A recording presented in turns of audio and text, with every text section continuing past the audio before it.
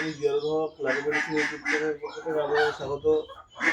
আজকে সকাল সকাল একটা ভিডিও দেখাচ্ছি, দেখতে পাচ্ছেন। এটা হচ্ছে জ্যাম বেঙ্গল গড, বাড়ির হচ্ছে পোষা ছাগল। সেই পোষা ছাগলের বাচ্চা হওয়ার পরে, বাচ্চা দেওয়ার পরে দেখেন যে ইউট্রাসটা বেরিয়ে গেছে।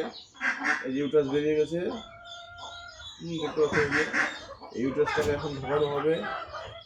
বিষয় হচ্ছে যে আমরা সবাই বাড়িতে ছাগল পালন করি গ্রামীণ এলাকাতে। তো ইউট্রাস যাতে বেরিয়ে না আসে তার জন্য কিছু করণীয় আছে, এবং ইউট্রাস যাতে বেরিয়ে না আসে তার জন্য কী করণীয় সেই ভিডিও করার জন্য আজকে এই ভিডিও করা হচ্ছে। তো প্রথমত ইউট্রাস যাতে বেরিয়ে না আসে তো দেখতে হবে কিছু লক্ষণ। বাচ্চা থাকা গর্ভকালীন অবস্থায় যখন হচ্ছে ছাগল বা গরু শুয়ে থাকে তখন দেখবেন যে একটা পিছন দিক থেকে বেলুনের মতো বেরিয়ে আসে, তাহলে বুঝবেন যে বাচ্চা হওয়ার পরে ইউট্রাস বেরিয়ে আসার একটা চান্স আছে। নতুবা এরকম যদি সন্দেহ হয় বা বাচ্চা থাকা অবস্থায় আমাদের কিছু ইনজেকশন আছে, সেই ইনজেকশনগুলো হাইড্রোজেন ইনজেকশন কিংবা প্রোজেস্টেরন হরমোন ইনজেকশন দিলে এই সমস্যাটা হবে না।